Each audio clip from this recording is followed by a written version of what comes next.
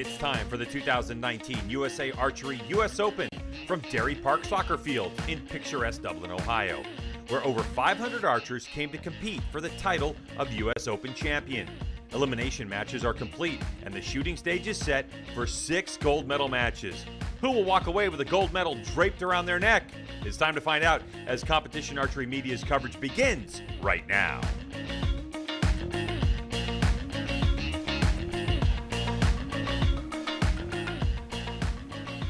Hello, everyone, and welcome to a beautiful day here in Ohio. My name is Greg White, sitting alongside Crystal Govan, who's here to join me for this entire event. Crystal, it is a very interesting day. If we look at the skies, wind is blowing as we get ready for these gold medal matches. What do you think? I'm excited. Can't wait to see. We're hoping the storms hold off and we'll get clear skies. Yeah, so we have 6 gold medal matches that are going to be shot here today, but there were tons of things going on. Let's take a look at how it is going to, well, really play out, because the order is recurve women first. Casey Kaufhold going up against Katuna Lorig. Big names in the sport, Crystal. And then on the recurve men's side, we have Brady Ellison and Zach Garrett. Then we have the barebow women with Claire versus Melissa. Barebow men, John Demmer versus John Dillinger. So the battle of the Johns. I like it. Compound women, we got Toya versus Tanya, the battle of the foreign shooters. And compound men, Louis Price versus Matt Sullivan. Yeah, that's going to be a good one. As we've been here now, this is our 3rd day of competition, and we are looking forward to this. But the 3rd member of our team is PJ Riley, and he is with the president of USA Archery, Rod Menzer. Take it away, PJ. USA Archery CEO Rod Menzer. Rod, let's start off. Tell us about the US Open and what it means to USA Archery.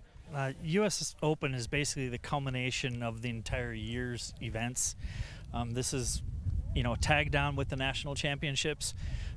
We take all the qualification rounds basically from the national champions and the national championship, and we put them into a head-to-head, and they shoot it off for the US Open title.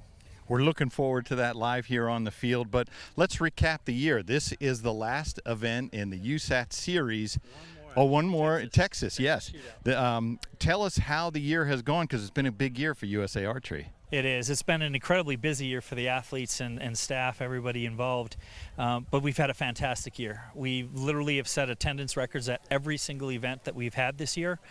And looks like Texas is going to do the same thing. And, that's what more can you ask for, is to literally grow, continue to grow at every event. And, we've seen incredible shooting. Speaking of the growth, let's talk about the health of USA Archery as an organization, because you've seen some growth there as well. Absolutely. We are literally at record membership. We have record on instructors and coaches. We have a record level of clubs. So we're literally setting all of our records too as far as membership. And I think when you talk about events growing, the membership growing, it shows that we're doing the right things. Speaking of doing the right things, we have a new feature here behind us. I don't know if the camera can see, but tell us about this little feature for the people who stuck around for the U.S. Open Finals. Yeah, we wanted to just say thanks to everybody that attended. We actually have a little area with free, chips and salsa and some queso, and there is beer and cider available. So, yeah, everybody's going in there. They're enjoying themselves, and it's great. But we wanted to literally show the appreciation for everybody being here. Well, all right, Rod. Lastly, tell us about, we're going into the Olympics next year. USA Archery, that's your big show. Tell me how you're feeling going into that. I actually feel really good. It's nice. We've got, some good spots for both the Paralympic team as well as the able-bodied team. And I know we're going to get the other 2 remaining spots for both the men and women. And then I believe we're going to get some more para slots. So, it'll be an exciting year next year. The trials, this is the first stage of the trials. We had incredible shooting. I mean, absolutely incredible shooting, both on the compound and recurve side. But for the Olympics, I think we're going to have a heck of a team. We're running high. That's awesome. Well, Rod, we appreciate it. We look forward to that. It's going to be a great U.S. Open Finals. Back to you, Greg.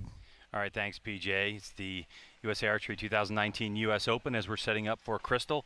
Now, before we head off to our first commercial break, why don't you describe how these gold medal matches are going to go down? So these gold medal matches, we're going to see each archer only has 20 seconds to shoot an arrow. It's going to alternate between the archers back and forth. They're each going to shoot 3 arrows. The agents are going to go down with the judges and score the arrows, and then we're going to move on to the next end, and that's going to repeat a couple times till we have a winner. Yep, and we'll have 2 different distances depending on your discipline. Recurve shoots at 70 meters, and compound archery shoots at 50 meters, and we're going to have different scoring systems as well. And we'll talk more about that as our coverage rolls on, but right now let's get to our first break, because when we come back, we're going to get things rolling from Dublin, Ohio. Don't go anywhere.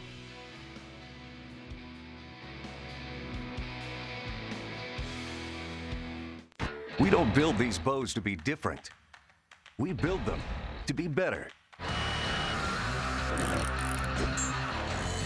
We're the outsiders, the mavericks, the fearless. We forge our own path. We're not chasing anyone, but we know what they're running from. It's an obsession, and the obsessed never rest.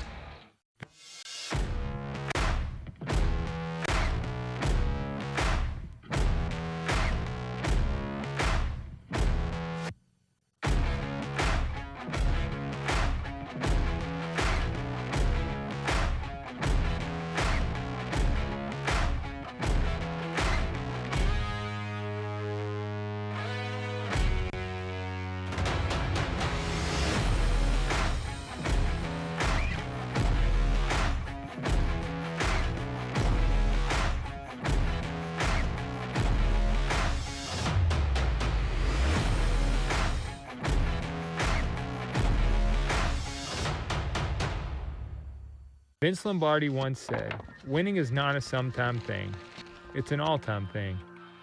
You don't do things right once in a while. You do them right all the time. Winning is a habit. Unfortunately, so is losing. I've learned in my career I'm only as good as the tools I use. 12 for Levi Morgan. One chance, one moment, one shot. Get in the red zone. Carbon Express's small diameter Maxima Red SD, taking big game hunting to an all-new level, making other competitors' single spine arrows obsolete. Patented tri-spine technology controls arrow flight, delivering better downrange energy and accuracy, all in a small diameter shaft. Think you're shooting the best hunting arrow in the game? Think again. Stay in the red zone. Assume nothing and shoot Carbon Express.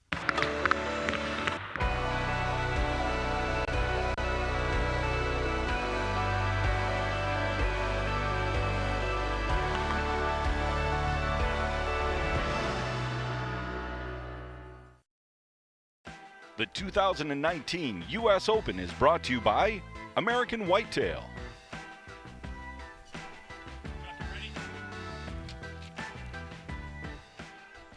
Welcome back to USA Archery's 2019 U.S. Open. We are ready for our first match of the day. Here's Chuck Cooley. Welcome to USA Archery's 2019 U.S. Open. We are ready for the gold medal matches. Your line judges this afternoon are Jennifer Laux and Rich Cohart. In match number 1, recurve women. From California, in lane number 2, Katuna Lorig. From Pennsylvania, in lane number 1, Casey Kaufhold.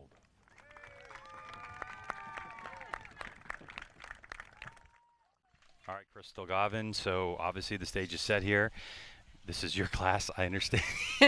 You're not the happiest person on the planet at the moment, but some great shooting by both these athletes to get to this gold medal match. Yeah, both of them have made a name for themselves this year. Katuna, obviously a veteran of the sport, 5-time Olympian.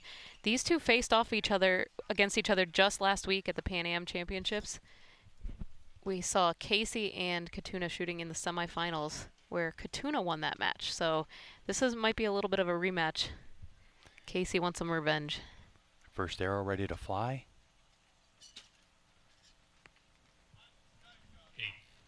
Casey starts off with an 8. Now, Crystal, you mentioned it beforehand. There's a look at her target. 20 seconds to shoot each arrow. The moment the arrow impacts the target, the 20-second clock starts for the other athlete. Correct. Now we're in set scoring system as we watch Casey shoot. Tell us about that. So set scoring means they're going to go down. The judges score the arrows for the 3 arrows that each archer shot. Whichever archer has the highest score for those 3 arrows will receive 2 set points. And if there's a tie between the archers, they'll each receive 1 set point, and it's first to 6. So Katuna at the moment is 9-8. Casey Kaufhold 8-8. 9. So a 9 for Casey. So if Katuna can shoot a 9 or better, she'll walk away with the first 2. Correct. And a 10. Great shot from Katuna Lorig. Now Katuna's been around this sport for many years, hasn't she, Crystal? Yeah, definitely. We have battle of the age ranges here. We have Katuna at 45 and Casey at just 15 years old. Let's talk about Casey's ascent really into recurve archery. I mean, you know, it was only last year where she was at this tournament, and this is kind of a little bit of a thing. We actually have 2 tournaments going on at one time, right? Yes. We have the 2019 USA Archery National Outdoor Championships that were 2 days of scoring, and then that's a done deal. You get a gold medal for that, and so on. Then we take those scores, and they rank you, and then it was elimination rounds and the U.S. Open today. So Casey has won the Outdoor National for the 2nd year running. So last year, this really was her breakout tournament. She shot well all last season, but this was the tournament she came out in the senior field, beat the entire field, winning the national championship and setting a national tournament record, which she ended up beating yesterday. Unbelievable. So now, last year she finishes 3rd in this U.S. Open, now with a chance to win gold. So obviously, here in this gold medal match, it is gold or silver. So what you're really fighting for. So guaranteed podium appearance, guaranteed medal for these athletes. But it's to determine who's the winner as well. So for Casey, she does one better this year. And admittedly, Crystal, she's told me that she felt like the last couple months she just hasn't been shooting as well as she was this time last year. Yeah, it's been a really tough season. I think for those that haven't gone through the international stage, the World Cup, tournament after tournament, all that travel can be very tough, especially, you know, a young archer coming up, their first season doing that. It's very taxing. You have to learn how to balance getting in the correct amount of shooting, but also getting enough rest. Kaufhold with a 8-9 liner. So she started shooting first. Why? So the archer that's trailing the match is going to be the one that starts each set.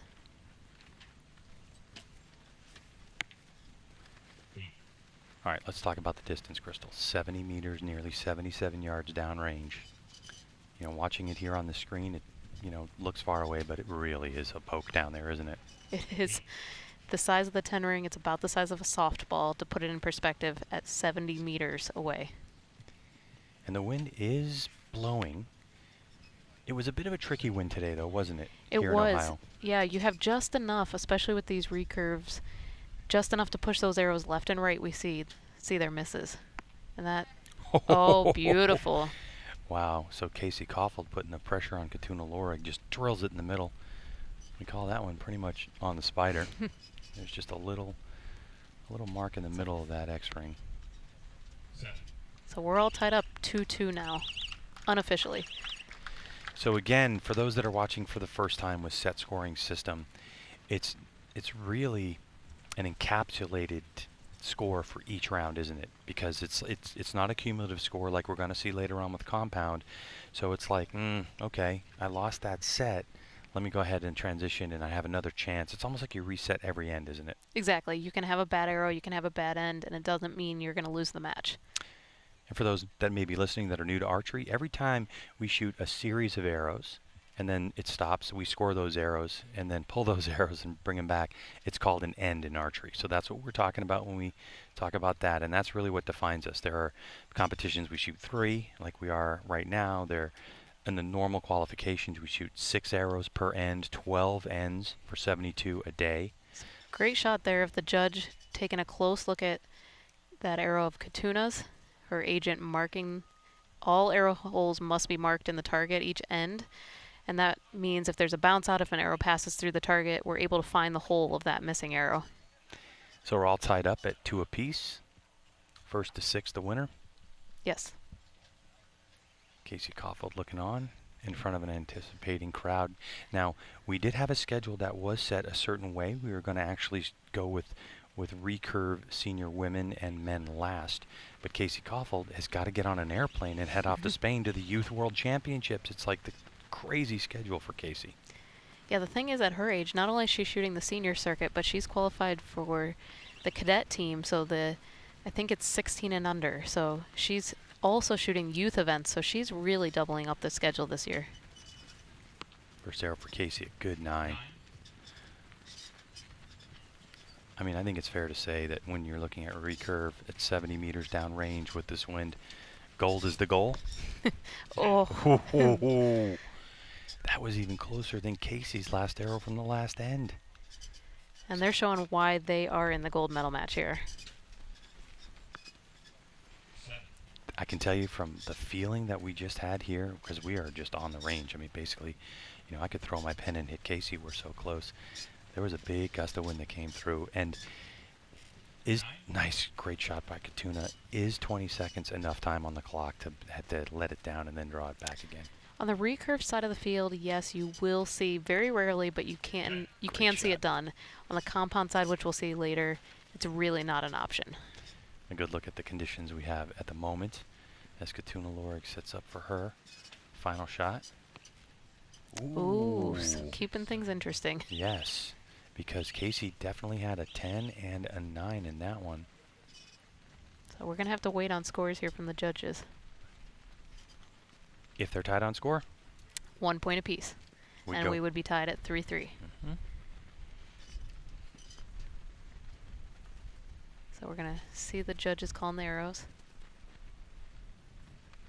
So tell us what's going on here. You can see one person looks like they're talking, another person writing. Yeah, so the two people in the red are the judges. One's calling arrows, one's scoring the arrows on the paper. The paper is the official scorecard.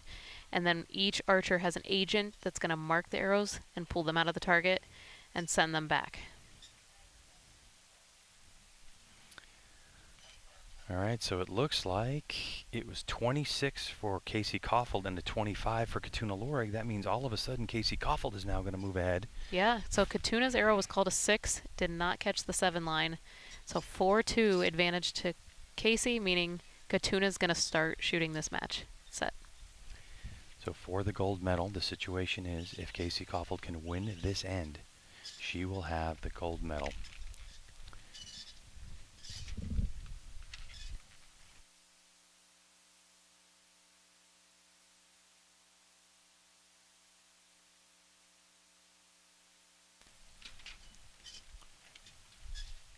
So good 9 to start for Casey.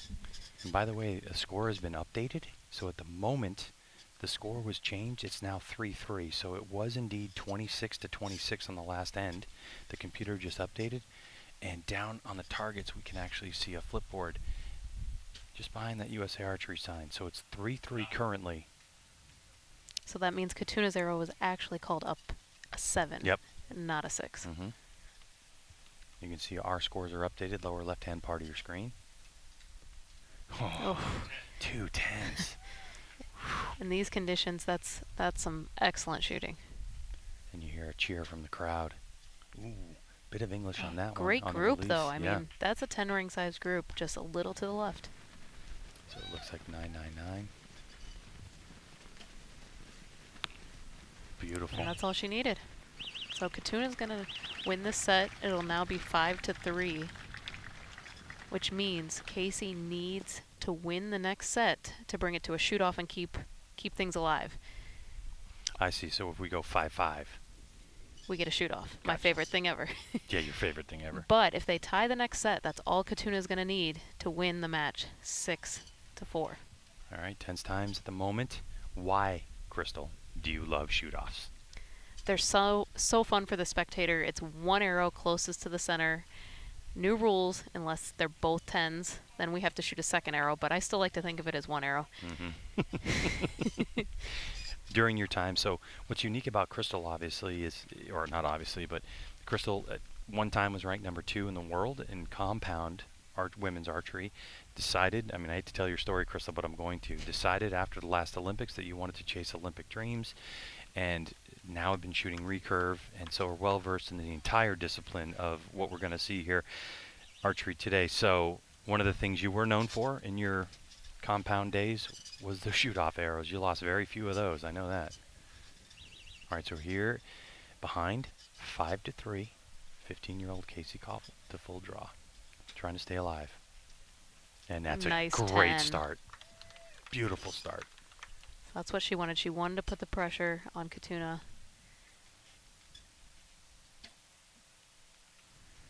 Okay, so now 2-point advantage for Koffel.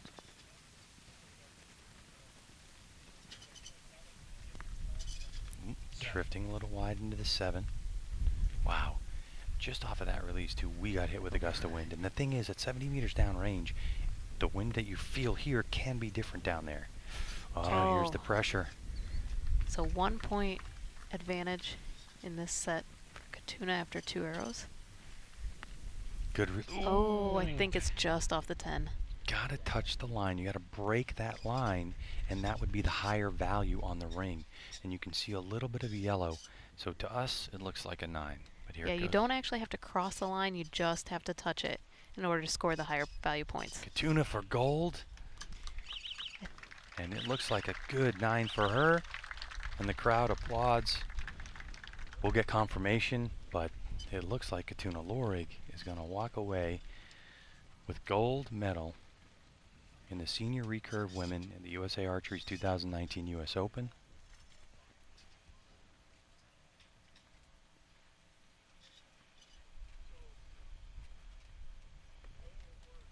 Scores coming in on the piece of paper. And we got confirmation. 27-26. Katuna's going to win 7-3.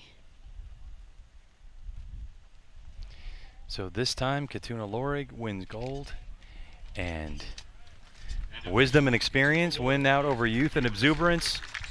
A congratulatory hug. We see some words of wisdom there. Katuna really cares about her team and wants the women to do well, so great to see that. Well, let's get right down to PJ, who's with our gold medalist. Yeah, Katuna, great match there. Tell us how it went for you. It feels pretty windy out here. Yes, I've been shooting in the wind before, very long time. It feels great. It feels good. So you had to fight through today. Qualification, your ranking was a little bit lower than normal, but you fought through it in eliminations. Tell us how the day went for you. Well, it was a lot lower than I expect, plus I'm very, very exhausted from international trips. I started slow this morning, but I finally got myself in concentration of each arrow each time, and then just stay positive. All right, Katuna, congratulations, 2019 U.S. Open champion. Thank you. Thank you. All right, and if she looks familiar to you, you may have seen those Bridgestone commercials during football or some other sports here in the U.S. Katuna. So gold medal for her. Casey Koffel will have silver. And once they do the award ceremony, Koffel is off to Spain. So congratulations to those two archers.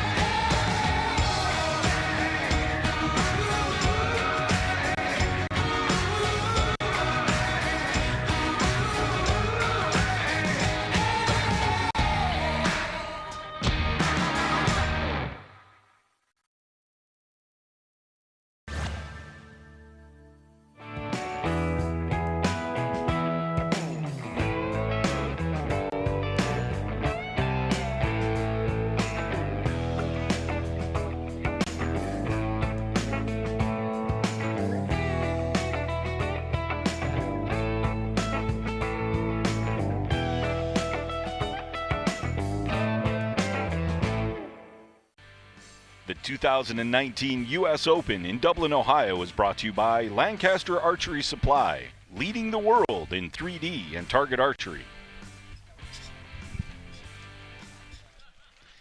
Welcome back to USA Archery's 2019 U.S. Open here in Dublin, Ohio. Greg White with Crystal Govan. New target faces are being hung as we are getting ready for the recurve senior men. And Crystal, we mentioned at the top of the show that this day at this moment looks totally different than we've seen so far this entire 3 days that we've been shooting. It's overcast, it's windy. From a recurve standpoint, how much would that affect the way you shoot? So the sun versus the clouds can have a huge impact because as a recurve archer, you're lining up your string somewhere with your bow, with your sight, and how you see that string definitely changes in different lighting conditions. All right, we're ready for our next match. Chuck Cooley. Welcome to our second match this afternoon, the USA Archery 2019 U.S. Open. It's the recurve men from Missouri. In lane number 2, Zach Garrett. And from Arizona, in lane number 1, Brady Ellison. Quite a match we have set up for here, isn't it, Crystal? Yeah, we have teammates from the Rio Olympics that won that silver medal together, now going head-to-head against one another. You know, looking at Brady Ellison, this hasn't been the, I guess, the smoothest tournament for him. In talking with him, he said he's been fighting the wind a bit, and he's been trying to figure it out. You know, when we were here the first day, the wind was kind of, it went and it stopped, and it went and it stopped. Yes. Versus, would you rather have that or a consistent wind? I mean, it's much easier if it's a consistent wind. You can pick your spot to aim, and you can just go with it. When it's going back and forth, you really have to pay attention arrow to arrow. It can be really tough, but sometimes that's what separates, you know, the cream from the crop. Nice liner for Brady Ellison, who has been on fire lately, has he not? Just set the world record last week. All right, so in qualification rounds, we shoot 72 arrows into a 10 ring. So the highest possible score that you could get is a 720. The world record was 700 points with a recurve 70 meters downrange, and this guy right here broke it at 702. How incredible. It just, as a recurve archer, I can tell you it's unfathomable. Only 18 arrows, or 18 points. That's assuming he had only 9s. I think about how many compound archers at 50 meters with haven't done that. Haven't even shot 700, so it's a goal. We definitely feel the wind picking up a little bit sitting here watching this match. Yeah. Before this match, talking to Brady Ellison, he really thought that towards the later stages of this day, with a 10 for him, he had figured this wind out. He said he had a lot of confidence heading into this gold medal match.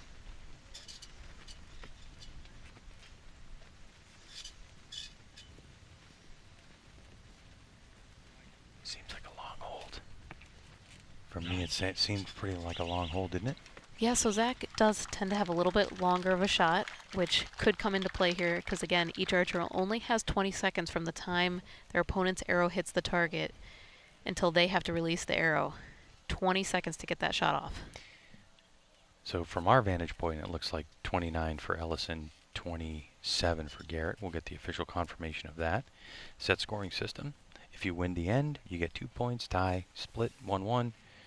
Obviously, if you lose, you get the goose egg. So, possibility Brady Ellison will go up 2-0 in this 2019 U.S. Open. That was the arrow. The last one that was pulled, that was really the question mark, wasn't it? If that was a 10 or not on the line for Brady Ellison. And we see their agents walking back with the arrows. But these archers already have extra arrows in their quiver, so they're going to shoot 3 more arrows while they wait for the next arrows to come down. Yeah, so make sure if you come to one of these tournaments, you have at least 6. At least 6. At least. Of course, you got to shoot 6 in qualification, but it definitely, you should have a lot more than that. Funny story about that, my first ever Lancaster Classic. I had never been to a big tournament outside of local. It was indoor season. We only shoot 3 arrows indoors, and if you made it to the elimination rounds, you actually had to shoot 6 arrows. and I had 5. Yeah, I think there's actually now, Crystal, a rule for that tournament. They should call it the Crystal Gobbin rule. That you're not even eligible to get into the finals in that tournament unless you have 6. Great first shot from Zach Garrett. 9. Drifting just a little left. Spotting scopes allowed on the line. Zach Garrett choosing not to have one, but he has an agent behind him. Yeah, some archers prefer their coach behind them just to tell them where the arrows are landing. They hear the score being announced over the PA, but other archers like to know exactly where that arrow is so they can make an adjustment. 9. So both of those arrows on the left side for Brady. So Crystal, you have, it's a sight that goes up and down that moves that circle that's got a little dot in the middle. In a situation like this, okay, in this windy conditions, do you prefer to try to grab some clicks, meaning move it left and right, or would you rather aim off and explain that? It really depends on the archer. Some archers feel very comfortable aiming off, and they can do it very precisely. Brady's one of those people. He can pinpoint, he can aim, 2 centimeters into that 9 ring or just off the 10 line, something like that. Other archers don't feel as confident with that, and they'll add some clicks in their sight, which will actually move their sight from end to end. And what do you prefer? I do a combination. It depends on what the weather is, how I'm shooting that day, how many clicks it would be. Because the problem is if you add too many clicks in your sight and all of a sudden the wind dies down, whoops, now what are you going to do? Oh, yeah. We can hear the wind coming through some of our audio. So Zach had a chance to capitalize, and on his last arrow shot an 8, opening the door for Brady. Just to shoot a 9 gave him tie for that set. So it'll move to Brady Ellison 3 set points to Zach Garrett's 1. So Garrett hanging in there, an opportunity lost for Garrett at the moment as we go into our third end of competition. First 1 to 6 wins. If they tie at 5-5, we're going to 1 arrow. Shoot off, shoot off. Of course you want to shoot off. So does everyone here in the grandstands. The USA Archery moved in specifically for this finals field. And number 3 of competition in the recurve men gold medal match here at the 2019 US Open. Zach Garrett at full draw. And again, he shoots first because he's trailing in this match. Oh, good nice shot. 10. Stony face too. Why is it in archery that you can't just smile when you shoot a 10? Gotta look tough. Look like a bit of an overcorrection. But honestly, Crystal, feeling what we're feeling here with the wind. 9s are... Yeah, they're good, but at that moment, the wind had died down just a little bit. So maybe aiming off the overcorrection. And his is in that same area. He's catching a 9 also, but a little further out. But both archers had that high right 9. And Good shot. And you can see from the flags flying that the wind is blowing across the field from left to right. And I find left to right or right to left, the side to side wind, much easier to handle than the headwind and tailwinds with a recurve. Oh, beautiful. And catching that 9-8 line, that's going to be a 9 value, so a 29 score for Zach Garrett.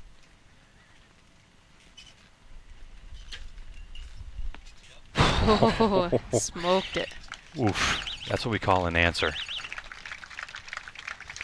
Unfortunately for him, he had those 2 9s to start, so Zach's going to take that set and tie the match 3-3.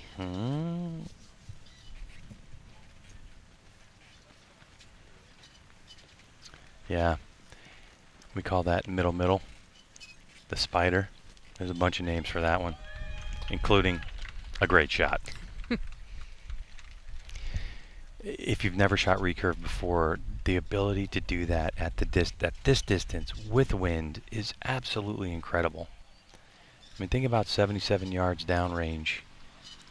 We're talking about a poundage of a bow. We talk about that a lot in archery, how many pounds the archer is going to hold. On the recurve side, it's an actual number, meaning like, you have a bow, you have a string, and you pull it back, and as you're pulling back, right, it increases the poundage. It's heavier and heavier and heavier.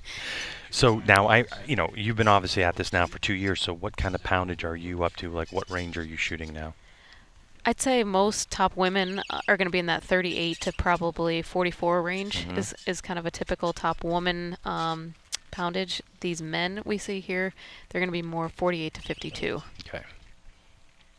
And draw length makes a difference too in terms of velocity of the arrow. So longer draw length, not say a little bit of an advantage in terms of feet per second of the arrow.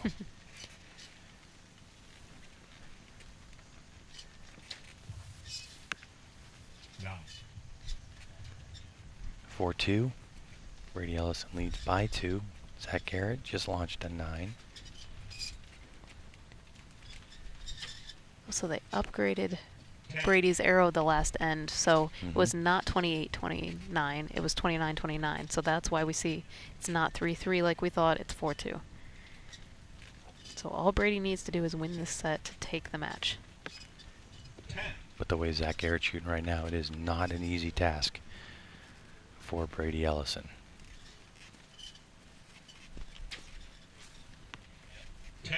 Wow. Arizona resident Ellison throws down another 10.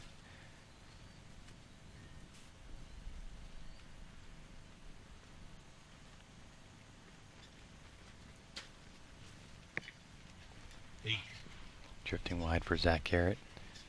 Turns out of the box with a head shake. He knows what's at stake and the possibility of what he just gave away. And there it is. And there it is. 10-10. Nice shooting by Brady. Perfect 30. Clinches the match. I mean, that's how you do it. That's how you want to get out with a gold medal. Brady Ellison, perfect. 10-10-10 for 30.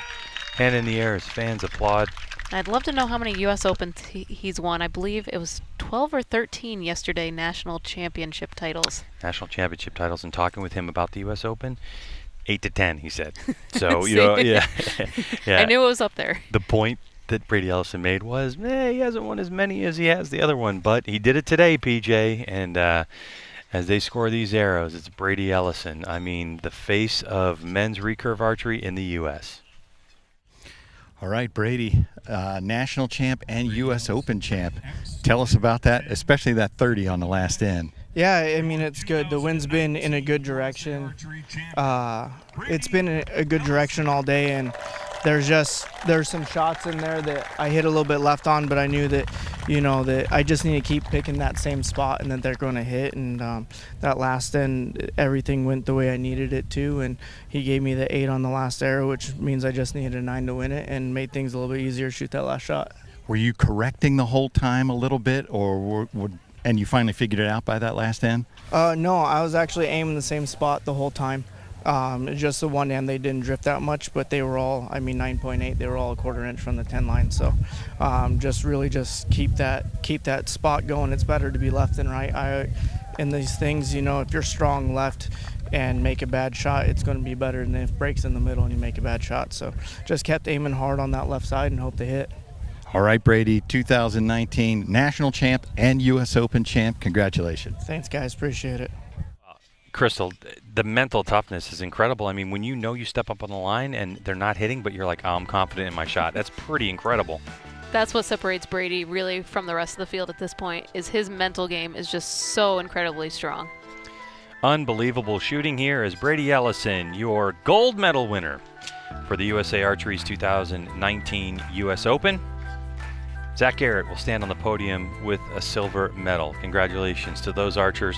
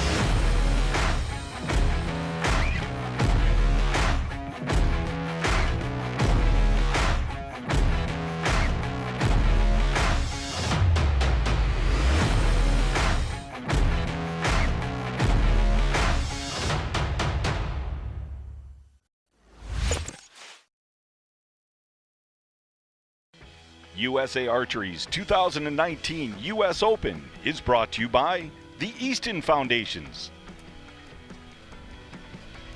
Welcome back to Dublin, Ohio. We are set for another gold medal match and a fan favorite. Chuck? Good afternoon and welcome to our third match of this afternoon.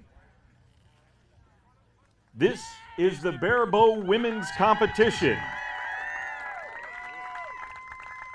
It'll be a Texas shootout in lane number 2. Melissa Tennant. And in lane number 1, Claire Z. Well, Greg White with Crystal Govan. Crystal, Claire Z has been shooting for about a year. It's her first outdoor national tournament. And is such an incredible story. 34 years old, mother of 3, her husband's here, kids here, and just an absolutely incredible story. Very confident in her shot and knew from being at home. Now, this is the thing about Claire Z that was interesting. Knowing her scores at home, she felt like she could come here and shoot really well. So one of the things that we're changing from what we had before is the targets have been moved, and now we're at 50 meters. But same target size that they're aiming at. Same target size. This is barebow. Let's talk about barebow, Crystal. What are they shooting? They're shooting the same type of bow as we saw. It's still long limbs. It's still a recurve style bow, but they're not allowed to have a sight. They're not allowed to have the big long stabilizers we saw. There's a lot of equipment they're not allowed to have. Very strict rules. And these are the types of things that you will see with barebow. This is not a game of gold, gold, gold. No. This is not. This is a game that moves up and down, and it's really about hitting that target and getting the closest to the center. What a shot from Claire Z.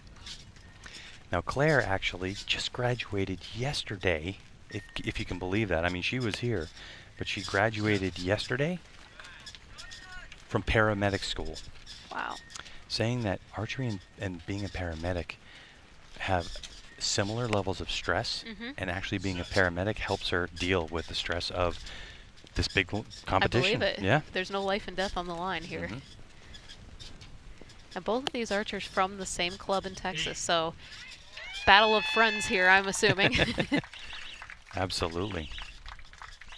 So interesting, because you can see Claire is looking for cues from the judges, because this is her first experience at a national level. And so what she had to deal with, obviously, is qualification rounds. Then she had to deal with elimination rounds, which are 2 minutes to shoot 3 arrows at a time, 5 times, so 150 points available. And, you know, so anyway, different competition. Now all of a sudden you find yourself here at the finals field, and you're going like, wait a second, what do I do? When am I allowed on the line? When do I step off the line? When do I shoot? What do I do? 20 seconds per arrow. So, yeah, so Claire. Great experience. You see her coach there, Rick. He's done this for years, and so definitely helpful for her to have him behind her and really coaching her along. Probably not so much with the archery, but really helping her know when to do what. So, no sight, all that you're talking about. How do you aim, Crystal? How do you aim a barebow? I'd love to know. No, a lot of them use the arrow point. The finger tab, so how their fingers are placed on the string, they can change that positioning. There's different rules on that. But ultimately, you have to find a system that's going to work for you inside the rules, and you just have to go with it. Add to that a strengthening wind here in Ohio, just north of Columbus, as we set up for our second end of competition.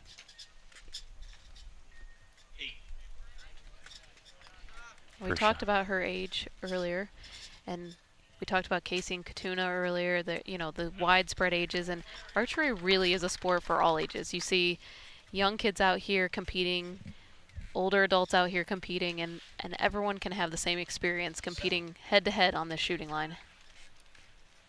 8 and 7 so far for Melissa Tennant. Claire Z, 9-8. Confident. I mean, just looks dialed in. So you see, unlike the recurvers that anchored, so you saw their hand placed under their jaw to look in the sight, these archers are going to be up on their face because because, again, they're using the arrow point and things to aim. Great. And, I mean, that's with a bare bow. She just beat a lot of our recurvers we just saw out there with that. Unbelievable. 122 centimeter target face. 50 meters. At 50 meters with a stick and a string, basically. Yep. These are sophisticated bows, obviously, that they're shooting. Any one of these bows that these archers are competing with has the ability to take on extra equipment that you could turn into an Olympic-style recurve Exactly. bow. So it looks like she's going to go 4-0. So Claire Z, at the moment before we got into official scoring, is 2-0, but with that incredible score that she just put up, 26-21 that end, and just like that, Claire Z goes up 4-0 at the moment. So again, as we talked about earlier, 6 points to win. So all she needs to do here is win this next set, and she takes home the gold. Melissa, on the other hand, needs at least a tie to stay in this match. Claire Z, of course, our national champion from the 2 days of competition, our #1 seed heading into elimination rounds. Wait. So you're telling me she came out here, first ever national level tournament, and Yep. she already won nationals. Yes. And she's got a chance to win the gold here. Yeah, that'd be double gold. Wow. Yep. I believe I know someone else that won double gold this weekend. Welcome, Claire Z, to USA Archery competition. But let me tell you something. Melissa Tennant is not wanting to give it to her easily. Barebow's so much fun, though. The crowd ends up so interactive. Ooh. Yeah, we always joke that barebow shooters have the most fun of any division out there. They're always laughing. They're having a great time. A lot of times they have costumes at tournaments that they organize, and they really act as a unit, as a team. They don't act as competitors head-to-head. They just really, truly love the sport. Another great shot from Claire Z.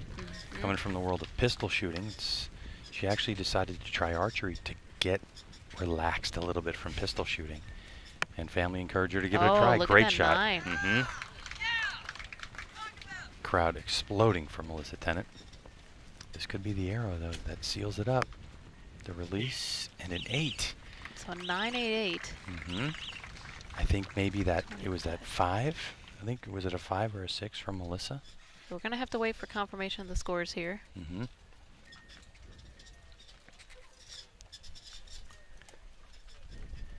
What an unbelievable story Claire Z is if she can pull this one off. So unofficially we have a 9-8-8 and a 9-9-6. And we wait for the judge's confirmation. And indeed we do. So Judge has singles. And we just saw a great look on her face. So Claire Z just found out, because this is her first time, judges stand down at the target and they'll indicate one side or the other the national champion. And she had to look at her coach to say, what was that? Her jaw just dropped. She didn't know what to do. There you go. First time at a national competition. Double gold medal winner Claire Z, your barebow women's gold medalist, and will stand on the top of the podium again. And congratulations to the silver medalist, Melissa Tennant, as well. Oh, man. This has got to be just something else, huh, PJ? Absolutely, Greg. She just said she's still shaking, so congratulations, Claire. Tell me about that final. This is a first for you. Yeah, it's amazing. I don't know what I was thinking. I just focused on my shooting. And it's pretty windy. I don't have such experience, so I just tried my best. You were circling right around that gold, though, most of them in there. I mean, you had to feel good about your shooting. I don't know. I can't see them. I can't believe it. Well, all right, Claire, congratulations. National champ and U.S. Open champ. Thank you. 34-year-old Claire Z from Houston, Texas. The pride of Houston, Texas today in barebow competition. Congratulations to her. What a match. And there it is. Oh, man. Something that everyone can pick up a barebow, huh, Crystal? Yeah, I can't pick up a barebow, I can tell you that. I give mad props to these archers out there. We'll be back with more.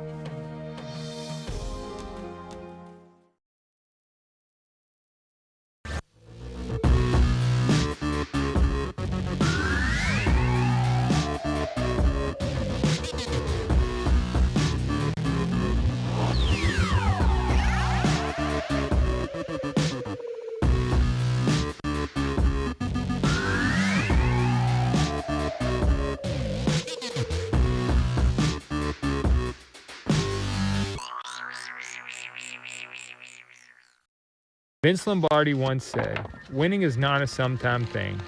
It's an all-time thing. You don't do things right once in a while. You do them right all the time. Winning is a habit. Unfortunately, so is losing.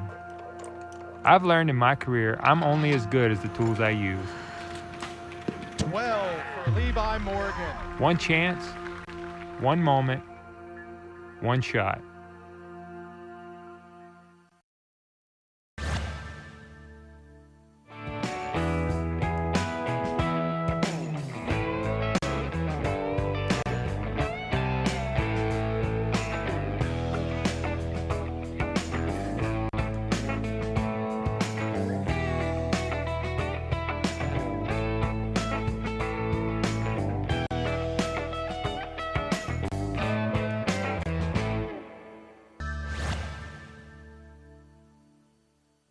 We don't build these bows to be different.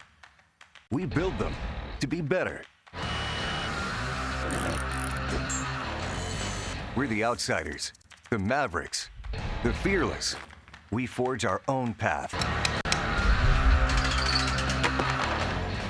We're not chasing anyone, but we know what they're running from. It's an obsession, and the obsessed never rest.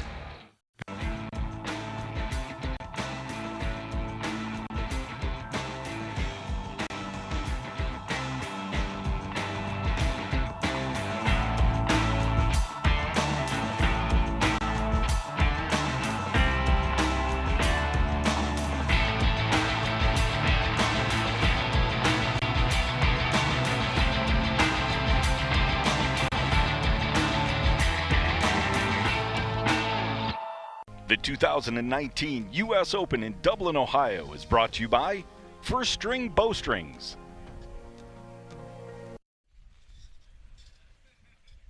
All right, welcome back to USA Archery's 2019 U.S. Open, and there's more archery lined up right now. Welcome to match number 4, the USA Archery 2019 U.S. Open. This is Bare Bow Men's Gold Medal Match. In lane number 2 from Utah, John Dillinger. And in the first lane from Pennsylvania, John Demmer. Okay, so the crowd, Crystal, just said, let's go, John. Yeah, they're both Johns. Makes it easy. It makes it really easy. And this is a match of heavy hitters, to say the least.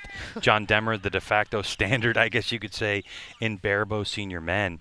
But Dillinger, on the other side of it, he picked up a barebow off of a compound about 5 years ago. He won this U.S. Open 2 years ago, lost it last year, looking for some redemption. I mean, this is, in talking with Dillinger, he was like, I have too many silver medals. Yep. To Demmer. Yep. Demmer starts now, off with an 8. We talked about some costumes. We see some interesting attire with Demmer. Mm-hmm. But Demmer really has made barebow fun, and in my opinion, he's the reason barebow has really exploded here in the U.S. He's got the kids excited about it. He's got the older adults excited about it. He makes people want to shoot barebow. And we see it in the numbers. The classes have just continued to grow. Yeah, they certainly the last have. couple of years as he's helped push for this and encouraged, he brought a woman named Fawn to World Field Trials, and she went, made the team, goes over to Italy, and wins the whole thing. Unbelievable. There's a look at Demmer. And yeah, the thing on his nose is to protect his nose. Dillinger.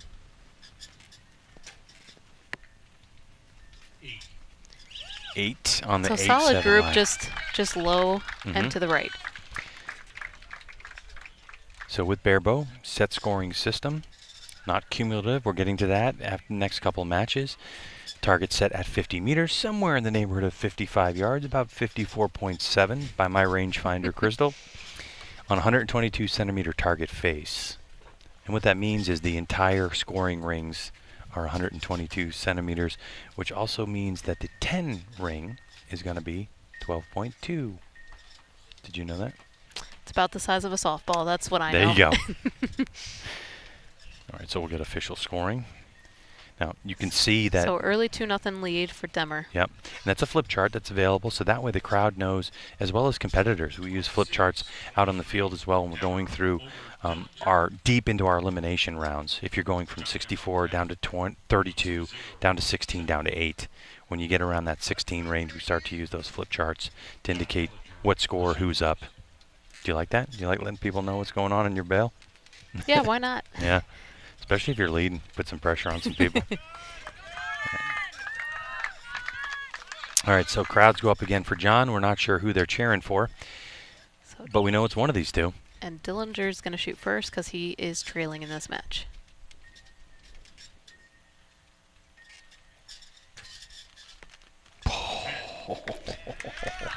Beautiful shot. What these guys do is just, it's incredible. I know last season, Indoor Nationals, I was super excited with the score that I shot until I saw Demmer had beat me by 2 points with a bare bow. Same distance, same target, same everything. Yeah, with nothing, no stabilizers, no aiming tools, crazy. Oh. Ooh. So that one drifted just on him. A 9 would have been a little bit more confident here, but if Demmer can drill a 10, we're all tied up. All right, so a little left, yep, a 7. And just made a quick turnaround to his coach, asked where those arrows were. So I expect to see a correction on the next one. Big arrow, unbelievable. Wow. Getting closer and closer to the center for Dillinger. So this is a freebie arrow for Demmer.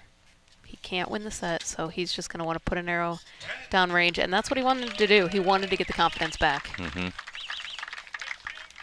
So that shot you just saw by John Demmer, middle of your screen right there, a confidence shot. Making sure that he and his coach in the coaching box, the decision that they made to make an adjustment has worked. But look at those two. Oh, and they're both X's.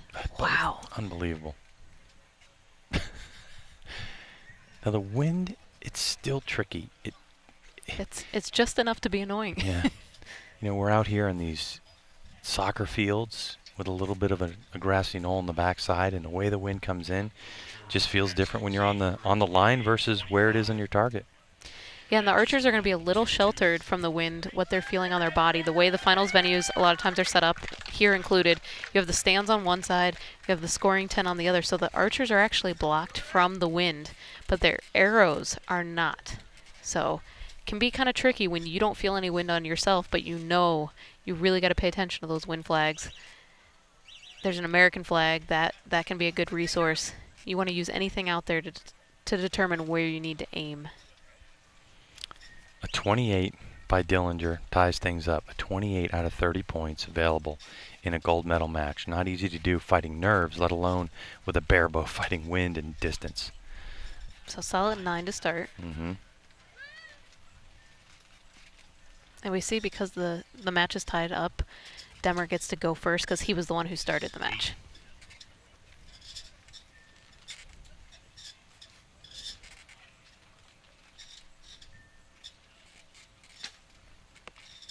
Oh, wow. Next. They make it look so easy. Again, a lot of people can't do what they're doing with a recurve, so this is just incredible shooting. There's matches it with another X.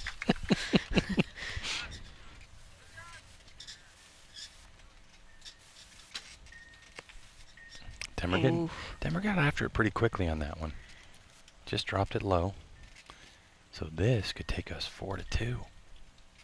If he can get a 10. 9.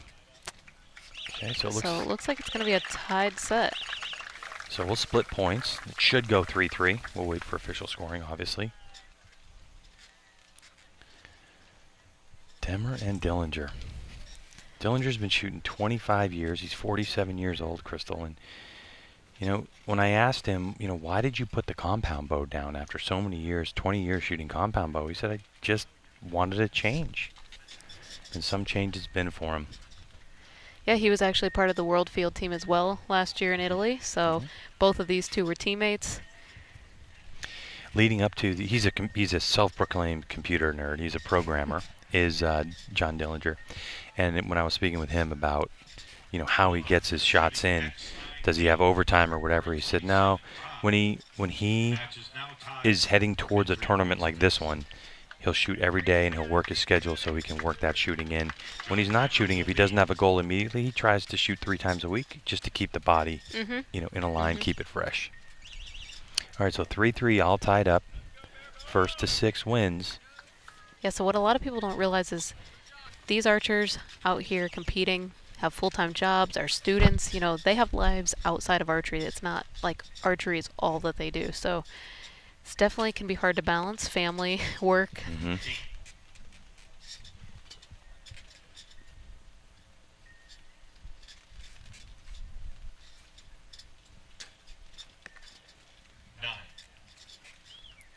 So 1-point lead after 1 arrow. 8. Drifting left on that one for Demmer.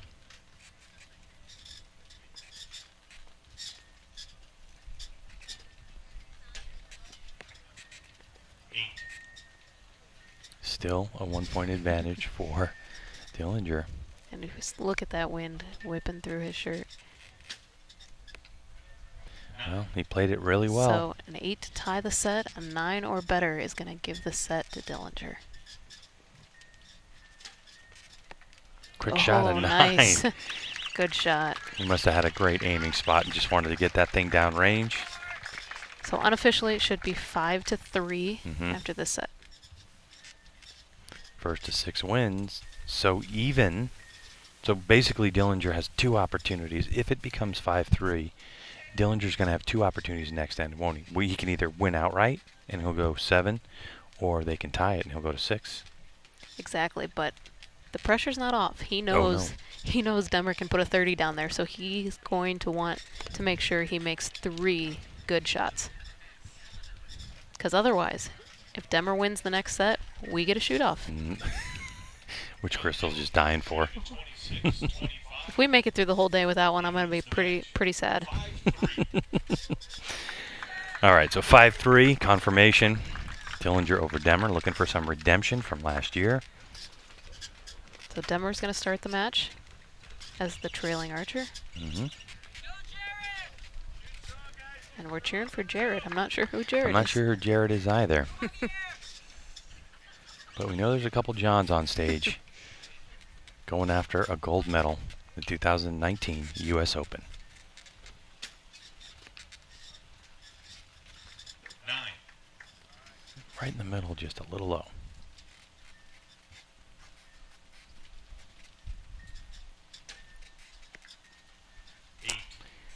Also a little low, but a little lower. Little lower, yeah. We'll see if that 1 point is the difference. So another 9, so good start for Demmer.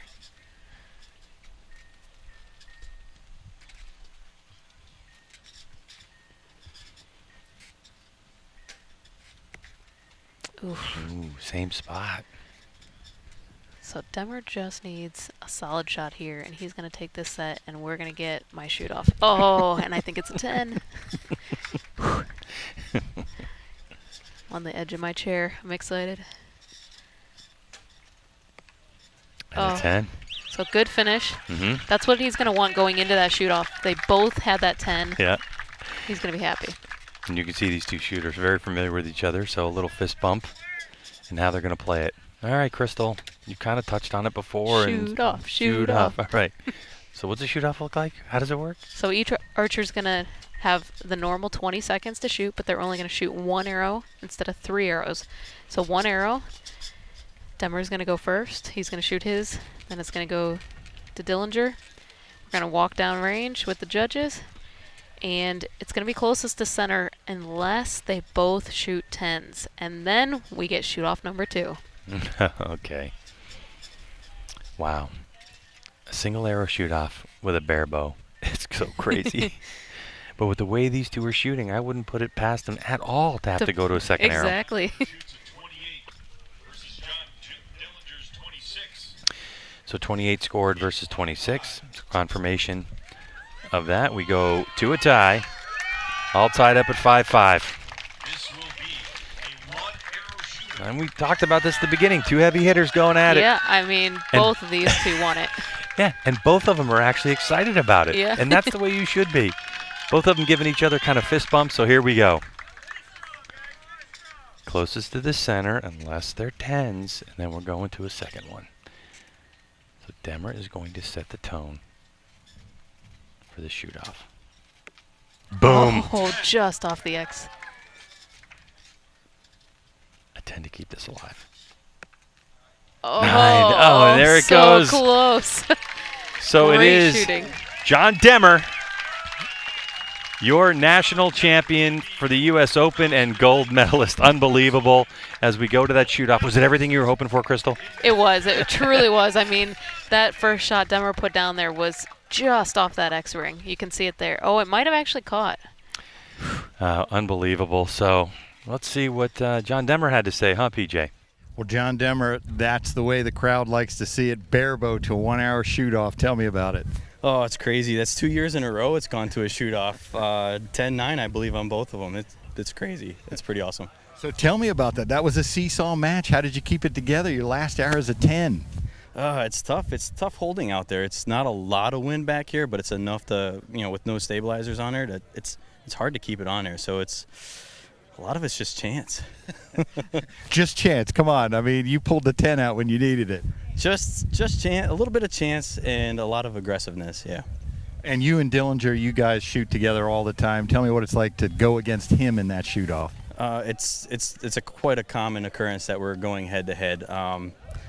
It just feels right. It's a good match. It's always a good match. We always usually shoot pretty well, so that part's fun. All right, John. Well, congratulations, U.S. Open champ and yesterday national champ. Thank you. Yeah, Crystal, some impressive scores put up by both archers in this one, including a 28 score end for John Dillinger in 2 and a 28 score end in end number 5 for John Demmer, who forced it. So, outstanding shooting for barebow senior men. John Demmer, your gold medalist. We'll take a break. When we come back, we're going to change target faces to an 80-centimeter target and get to our compound shooters. Hang tight.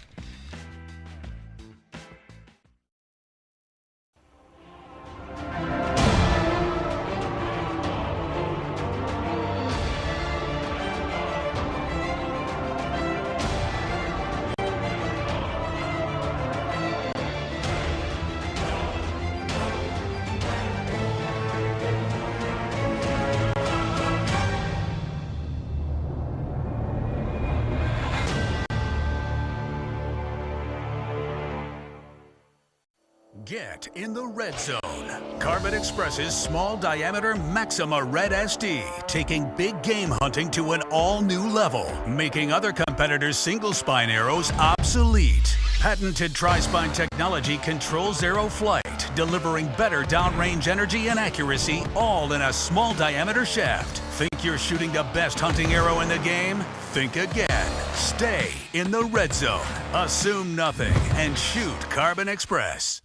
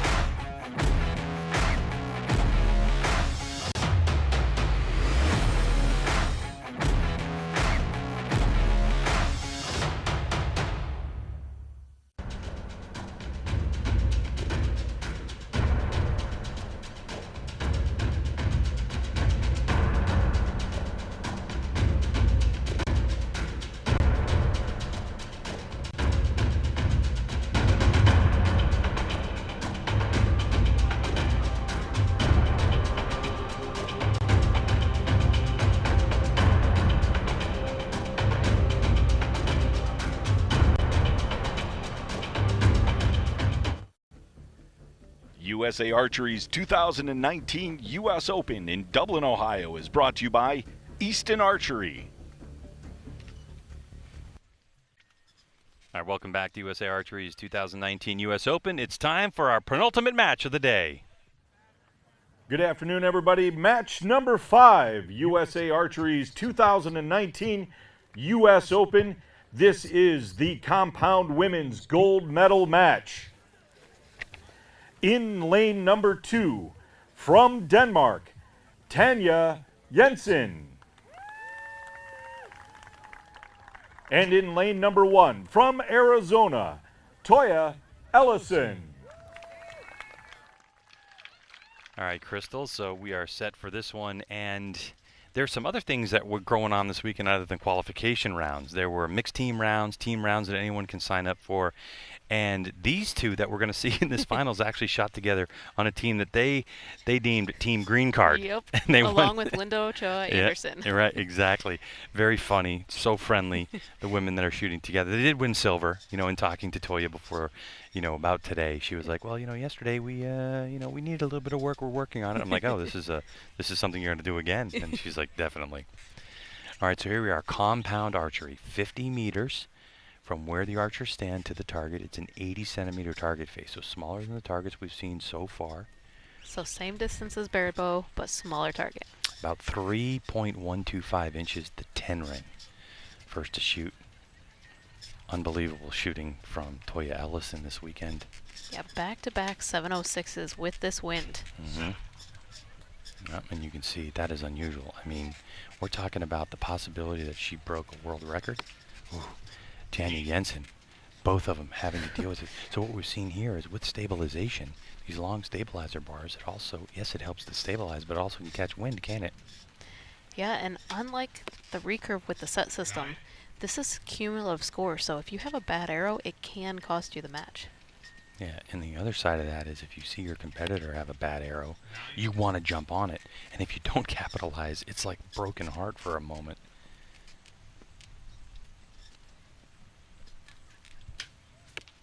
Ellison starting to get it figured out. So 10-9 liner on that one. Mm-hmm. Yeah, wait for that call. For us, I think it looks like a 9. Ooh. A lot of English on that one from Jensen. So my guess is a little bit of gust probably hit her right as she was about to release. Mm-hmm. In the box for Tanja Jensen is Braden Gelantine. In the box for Toya Ellison, this dude. Who is he again? It's a Brady Ellison. He's one of few. Gold medalist here. Not sure who he is. Yeah, her husband. So good advice coming from across the board. Of course, on the Tanja Jensen side, you have Braden Gelantine, who is the most medaled, I guess, archer in world archery competition. World number 1. Mm-hmm. Holds the world record for the 72 arrow round. Bronze medal, I think, in Peru, right? Silver medal. Silver medal, sorry. So, Braden, sorry when you hear this. So, yeah. A lot of talent sitting on this field right now. What's interesting about Tanja Jensen is I actually got to shoot on the field with her today, like next to her today. We weren't shooting on the same bale, but at the same time, same line. She was right behind me. Is the speed of which Tanja Jensen likes to shoot. Mm-hmm. I'm a quick shooter, and she was always off the line before I was. And I asked her about that. I'm like, is this a race? And she goes, I don't know. If it sits and it works, I just want to get rid of the arrow. Yep. Just want to get rid of it. Yep. Get on to the next arrow. She was one of the first women in history, I think she was the third, to shoot a perfect 900 in Vegas. Mm-hmm. So she is very calm, collected under pressure. Ellison. It's going to start the match. Yep. You can see cumulative scoring. So Jensen leads by a point. You see the movement in the bow. A tricky wind dropping low in an 8. So she's now dropped as many points in this match as she did entire qualification either day. Unbelievable. So that just shows you what changing conditions can do, a little bit of nerves in the finals of the field, and really can make it tough on these archers. 9. We've been here really, Wednesday started official practice, and then we qualified Thursday, Friday, and then eliminations all day today, and it is without question the windiest it has been.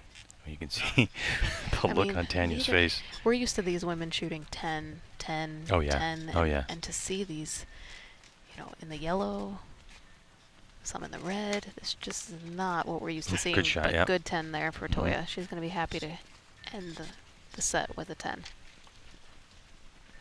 One way we denote a compound bow, too, is great shot. One way that we denote a compound bow is going to be what we call axle to axle. And that is, as you can see, would be the axle that's holding on the cams. What's the distance? And so for these women, shooting 38-inch, 40-inch axle to axle bows sitting out in the wind, that's more of a windsock, I guess you could say, isn't it, Crystal? Yeah, but if we compare that to a recurve, which we saw earlier, and it's much shorter. So those wheels on the bow are going to mean they're holding a lot less weight at full draw, which is something a lot of people talk about in the wind. So a recurve is much longer, you're getting blown around, the bow's getting blown around, but you're holding so much more weight, you're able to steady things. Whereas with a compound, some of these archers are only holding 15 to 20 pounds when they're at full draw trying to aim in this wind. So the bow may not get blown around as much, but they feel it. So 2-point lead for Tanya. When you were ranked at the top of the world in compound archery, what was your strategy when you were shooting all over the world in different countries, different conditions? What's your wind strategy with a compound bow? I loved the wind because I live on top of a hill. It's always windy, and I knew that I could dominate when it was windy. I used a little bit of a bubbling strategy along with aiming off if I needed to, if it was super strong. But in this kind of tricky wind, I would just bubble a little left, a little right, just enough to put my arrow in the middle.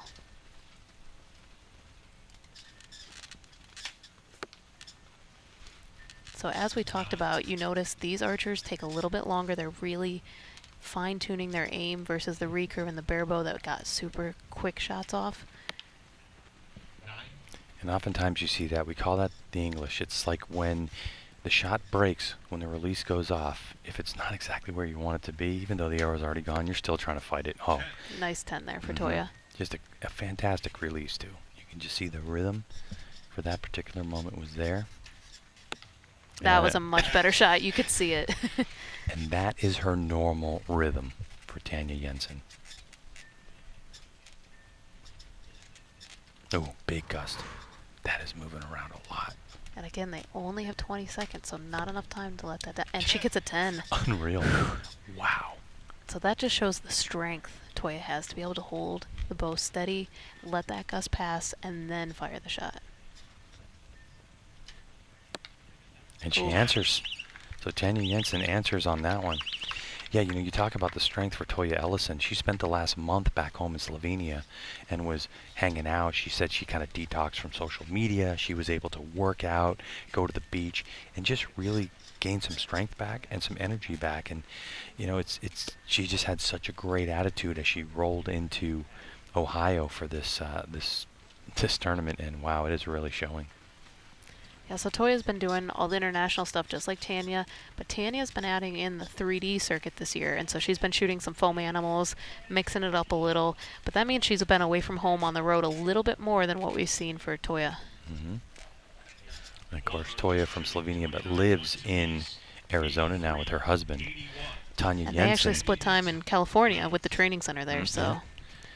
As for Tanya Jensen, her boyfriend, Braden Gellantine, lives in Massachusetts, so she splits time between, her time in Europe and Massachusetts and on the road. And I know she's heading home for about a month after this, and I know she's very excited just to go home, and rest up for a little bit. Yeah, USA Archery has one more tournament this season, but for a lot of archers, the season's pretty much wrapping up because a lot of archers are also hunters, and we roll into hunting season. But for this USA Archery gold medal match, the 2019 U.S. Open on the line, cumulative scoring, Tanya Jensen leading Toya Ellison.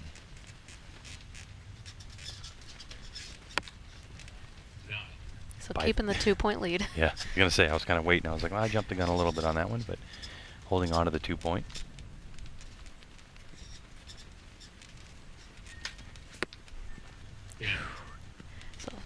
Very surprising there to see Toya with an 8 again in this match.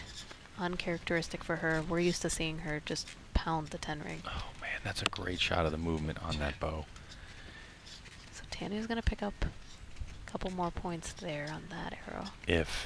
That's the thing with this wind, if she can kind of keep it steady at this point. And a 9. So you see she's kind of circling around. That shows you how tricky these conditions are. She's really having trouble to fine tune where she needs to aim. And Tanya throws it right back with an 8. Yep, and that's what cumulative scoring will get you. You're never totally safe. Now, when you get a little bit of a gap, you want to put your foot on the pedal and just push that thing straight to the floor. Now, Crystal, do you think, as Tanya Jensen seems to be a very quick rhythmic shooter, when you get into conditions like this and you have to hold a lot longer, how does that affect the way that you go through your shot process? It can be tricky. I know I was a quick shooter as well, and it can be tough up there because you're used to knocking an arrow and just firing it, and especially if your competitor is a little bit of a slower shooter, you're sitting there waiting and waiting and waiting for them to shoot when you want to just be shooting. And you got to wait out those wind gusts. And so it's really key that you focus on the very end of your shooting process and really repeat that every single time. Yeah, normally in qualifications, you just have 6 arrows, you shoot them on your own, you have a clock of 4 minutes, or an elimination, you're going to shoot 3 arrows with a clock of 2 minutes. It's defined by your rhythm. Here, on this finals field, it's 20 seconds per. 3-point lead for Tanya Jensen as Toya Ellison goes back to full draw. Dealing with this wind, lets that one sail and drifted to the right. And similarly, if you're a slower shooter and you're used to a little bit more time between arrows, if your competitor shoots quick, you don't have a lot of time. You gotta knock your arrow faster. You gotta speed up your process because again, your clock starts as soon as their arrow hits the target. So you only have the chance. You don't have 20 seconds to rest. You have however long it takes your opponent to shoot their arrow to rest. Mm-hmm.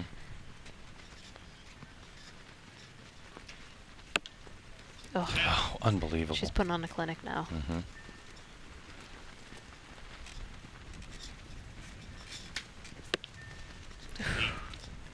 Here we are, the final end of competition. The last arrow. And a 7. Wow. I think that's going to be enough, though. Yep. And a congratulatory hug from Toya Ellison to Tanya Jensen, who, even though she just needed to hit paper. Well, she hit paper. Did what she needed to do to clinch that match, 137 to 131. Outstanding shooting in very tricky conditions. And so, Tanya Jensen with PJ. Tanya, congratulations. Tell me about shooting in that wind. Honestly, there's a lot less nerves than normally. Because normally you're trying to shoot 10s, and today you can't control anything. You can shoot an amazing shot and it can still be an 8. So you're just kind of trying. Okay, it's somewhere near the yellow. Shoot. So I was watching your bow. Your bow was moving pretty good, but you were hitting X10s. I mean, tell me about that. So I sped up my release a lot before coming in here because I'm like, it's gonna be super windy. I don't have time to do the normal like pull nice and slow. So I still, pull it where it's going, but I want to be able to do it in like half a second. Gotcha. Well, it seemed to work. Congratulations, 2019 U.S. Open champ. Thank you. It's awesome. She said it. It is awesome. It is awesome. And what a match. Could be very unpredictable. Toya Ellison put up a great fight in tricky conditions. As we look at her shooting form, what's your summation of that match? Not what I was expecting. Yeah, definitely not. And I think that Tanya said it all. It's just in the gold and let it fly.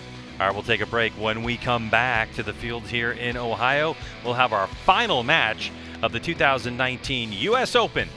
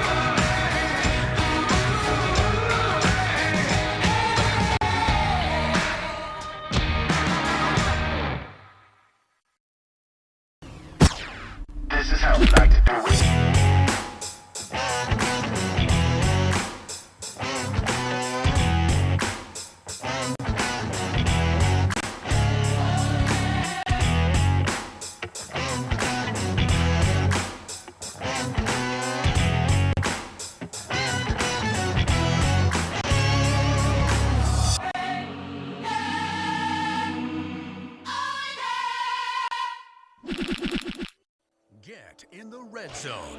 Carbon Express's small diameter Maxima Red SD, taking big game hunting to an all-new level, making other competitors' single spine arrows obsolete. Patented tri-spine technology controls arrow flight, delivering better downrange energy and accuracy, all in a small diameter shaft. Think you're shooting the best hunting arrow in the game? Think again. Stay in the red zone. Assume nothing and shoot Carbon Express.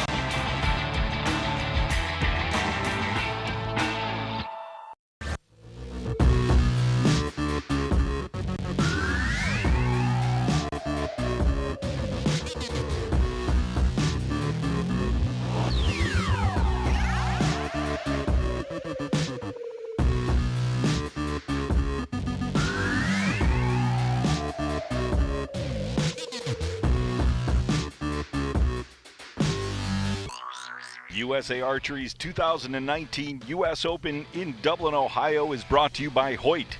Get serious. Get Hoyt. The final match for the USA Archery 2019 U.S. Open is on deck.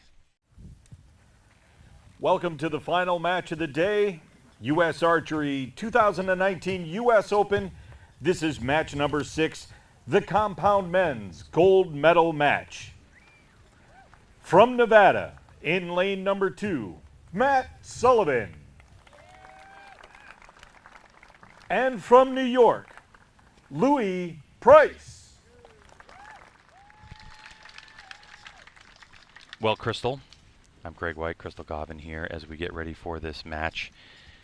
Not the largest household names in archery that we have seen, you know what I mean, in years, but Matt Sullivan, unbelievable on the U.S. national team.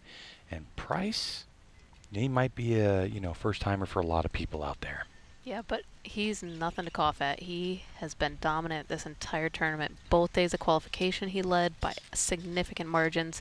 And Matt Sullivan, World Cup team member, has just been on fire the last 2 years. What wind? What pressure? Unbelievable. Now this guy right here, he knows pressure. He drifts it just a little. I think it's just off. Mm-hmm. Again, for those at home not used to archery scoring, the arrow must touch the line to get the higher scoring value. You can see some movement. Another X? I mean, it looked like for a moment, too, that it dipped just as he released it, and it just went right where it needed to go. 9. Cumulative scoring. Every point matters in this competition. For the first time all day, we see Louis out there shooting by himself. No coach in the coach's box. No spotting scope even, so he has no idea where his arrows are going. All he can tell is what is being announced over in terms of score value. So it looks like 999 for Matt Sullivan and a 10-10-9 possibly for Price. Crystal, with what you just mentioned about Price and no spotting scope, no coach, how risky is that? Have you ever put yourself in that position? No, I never would, but it's what makes you comfortable. And obviously that's standing up there on the line and just shooting the arrows is what makes him feel comfortable. You know, maybe that makes him not feel like he's in a finals field and big pressure. He's just out back in the backyard shooting some arrows. But with these windy conditions, that means it's going to be really hard if a gust comes up or, you know, conditions change with the wind. He's not going to be able to correct as quickly as someone with a coach or a spotting scope to know where those arrows are. All right, this is our compound senior men gold medal match here at the U.S. Archery 2019 U.S. Open. Have to give a shout out to our other classes. You've seen this is our 6th class, but there were also para classes and master classes as well, 13 total. So 7 classes already wrapped up their gold medal matches. So congratulations to all the podium finishers, the winners. And Crystal, nearly 570 archers came out to compete. in these 3 days of competition for USA Archery. Unbelievable. It's just incredible. And this field we're shooting on here in Dublin, Ohio is incredible. Soccer fields, but we had bales stretched out almost 3/4 of a mile long. I mean, it was just incredible. So Matt Sullivan again not finding the 10 ring just yet. So can Louis capitalize on this here and really... Yeah, you saw it on his face. Oh, yeah. Didn't even need to see the target there. At this level, these archers have thrown so many arrows downrange. They know when it breaks, if it's in or not. There it is for Matt. And there he found not just a 10, but an X.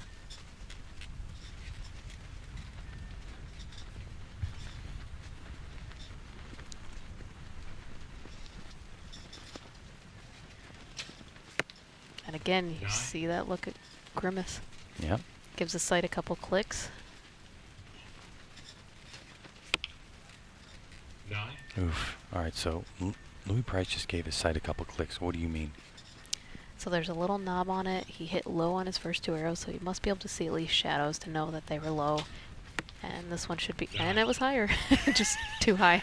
Yeah, might have been an overcorrection, or just he knew when it broke high. But, you know, he's a younger man, so maybe, you know, it's 15 meters, he can actually see down there. That boat sank for me a long time ago. See how I did that there? The ship sailed. I'm now changing it to the boat sank. So great shot there of the arrows up close. Judge is going to call them. And again, cumulative scoring, 15 arrows total. Now what's interesting is looking at Matt Sullivan's target. And there's a world champion pulling arrows for him. His teammate on the USA undefeated on the international stage. Yeah. Jimmy. Yeah. So anyway, looking at his arrows, what I find very interesting is that the way Easton kind of, you know, talks about their arrows, the X10 Pro Tour seemed to be more designed for the compound side of things, but we've seen more and more archers shooting the X10. You know, which it really comes down to a spine. So what spine works the best coming out of your bow? The recurve, the typical X10 is going to be in 500 increments. So, you know, a 450, a 500, a 550, 600. Whereas the Pro Tours are going to be in slightly different increments of 470, 420, 520. So finding that right spine is crucial with a compound. You really want to be able to tune everything, dial it perfectly for your setup. Yeah, because when it's as calm as you like it, as now Price is starting to relinquish his lead, Sullivan finding his rhythm and getting in there, and this is the danger of Matt Sullivan. These conditions he thrives in.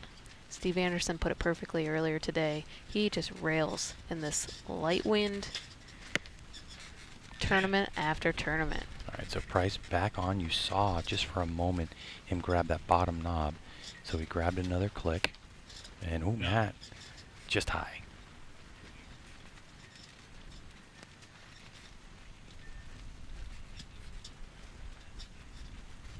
Yeah, you can see the movement in his bow arm. And he sent a 9 for that one for Price.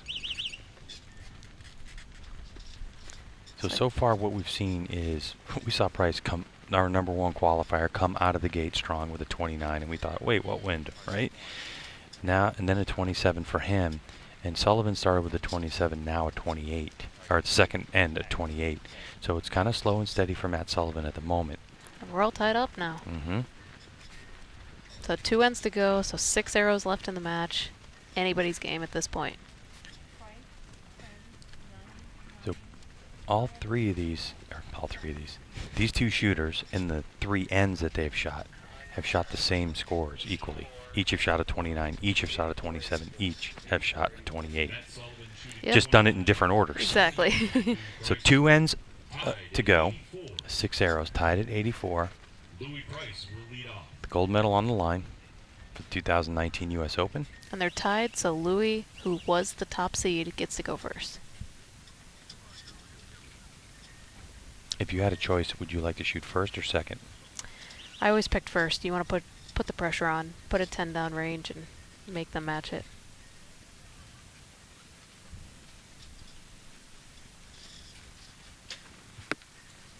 Beautiful. Nice X. Just in that moment, the wind started to back off a little bit, and it keeps picking up and down as Matt Sullivan.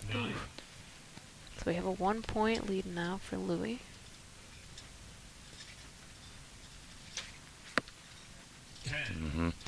You can just see the confidence on the release when it hits that 10 ring. You just kind of can feel it. Yeah, looks much more solid this end than we've seen previous end. Oh my. Wow. Not what we expected to see out of Matt. I have a feeling it's been years since Matt Sullivan shot a 7. The answer is with an 8. So again, so we talked something about happened this. there. Yeah, the door was open to really kick it shut for Price. 9. Ooh, see, that was an opportunity, I thought, for Sullivan to try to at least get within 2 points. You know, if he could have shot that 10, then that damage would have been a little less. Now, we're calling it an 8, so maybe it was a 7-8 liner. But this could be a 2-point swing. But here's where the archers may not be feeling any wind on them, but we definitely saw some pickup of the flags downrange. So that could have carried both of those arrows. So on the archer strings, there's a peep sight. They look through the peep sight, a little tiny hole, into, you know, the scope. How is it that you can pay attention when you're at full draw to what the conditions are doing, even when you have the benefit of having flags all over the place? You really don't at full draw. You do it before you draw back the bow, as you're drawing back the bow, quick look. But once you're at full draw, you just have to commit to what you have already set as your aiming point. So 2-point lead right now for Louis with 3 arrows left. So what we have officially is going to be 28 points for Price on that last end and 25 for Sullivan. So it's a 112 to 109 advantage in our final end of competition, our final 3 arrows. Gold medal and title of 2019 U.S. Open champion on the line. There's nothing Matt Sullivan can do but just bury 3 of these in the 10 ring. And we know he can do it. Yep. These guys shoot 30s after 30 after 30.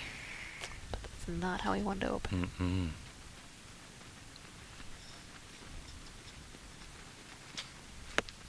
Good 10. Yep. Price is putting himself in a position to just protect gold, meaning if we get to this final arrow and all he has to do is put it in the gold to win. It's a great group, just not in the middle.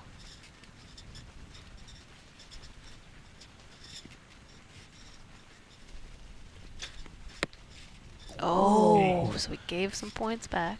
Oh, not a huge disaster at the moment. No, but this is not, again, compound archery. We're used to seeing 10 after 10 after 10. So both the women's and the men's matches have been a bit surprising. This is for the gold medal. And a 9. That's all he needed. That's all he needed.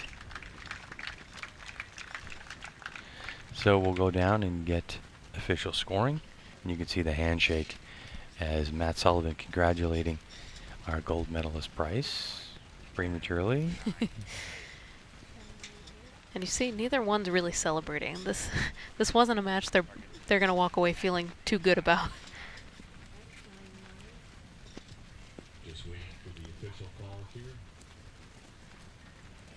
I think Tanya Jensen really said it the best. Usually there's nerves because you're shooting 10s, but in this case it was just hold that yellow. There were some great ones, but confirmation that Louis Price is the gold medalist, the winner here in Ohio. And he is going to hang out with PJ and give us his take on this spectacular gold medal match. All right, Louis, that was an unusual match for compound senior men. Tell me about it. Oh my gosh, the wind is crazy right now. The practice, I barely even practiced before the match because it was like gonna just get in my head and make me do worse. So I was just like, me and Matt both just stopped practicing, and I actually went and grabbed my button out of the car because I wasn't sure if I'm gonna need it or not. So, but I didn't use it, so it was crazy. Well, tell me how you stay in that, because you came out of the gates with a 28 or 29, I forget what it was, but then it kind of fell out. When was the last time you even shot an 8? I didn't shoot an 8. Actually, I shot an 8 in eliminations, I think, once today. Other than that, the weekend has been really good to me, so I didn't shoot too many. But what we were thinking is just we're going to go out there and just give it our all, because you never know what the wind's going to bring us. It could gust us right off the target and we miss, hit each other's target, whatever. But so yeah, it was nuts. Last arrow, tell me what you're feeling, because you knew what you needed to win. How did that feel? Well, I was disappointed with the 8. Didn't feel that bad. It went off a little right, but I didn't know why it hit low. So the last one I was just like, okay, just make a good shot and go from there. And that's what I did, I guess. All right, Louis, well, congratulations. National champ yesterday, U.S. Open champ today. That's awesome. It feels good. Well, Crystal Gavin, quite a tournament. We saw a lot of double gold medalists here this weekend at the 135th U.S. National Target Championships that led into today's elimination matches for the 2019 U.S. Open. Your thoughts? Great tournament. Couldn't ask for anything nicer. Between the venue, the organizers running it, the scoring system, everything just worked and flowed flawlessly this week. Outstanding by Dublin, Ohio for welcoming us here, and the weather held off. It was fantastic. Well, for the entire Competition Archery Media crew and Crystal Gavin, I'm Greg White. Thanks for joining our coverage of the 2019 U.S. Open.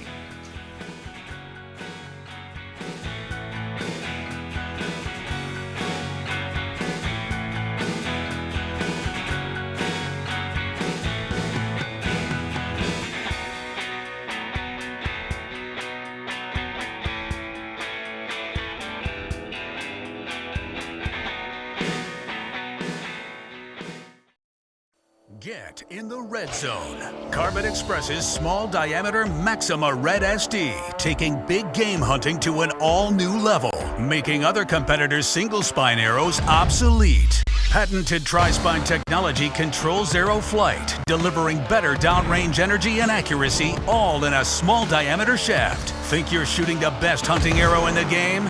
Think again. Stay in the red zone. Assume nothing and shoot Carbon Express. We don't build these bows to be different. We build them to be better. We're the outsiders, the mavericks, the fearless. We forge our own path.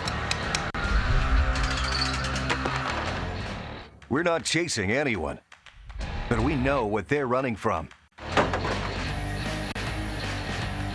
It's an obsession, and the obsessed never rest. Vince Lombardi once said, winning is not a sometime thing. It's an all-time thing. You don't do things right once in a while.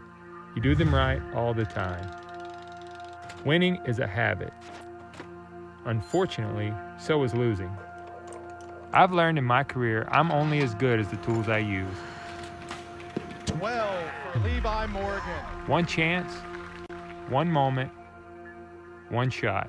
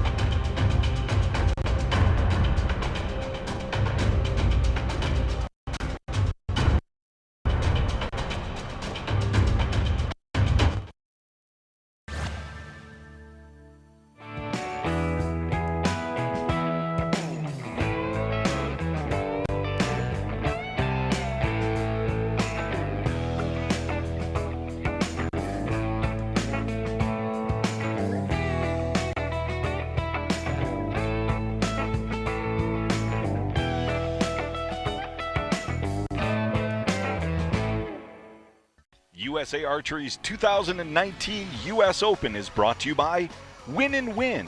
Winning in action, winning in spirit.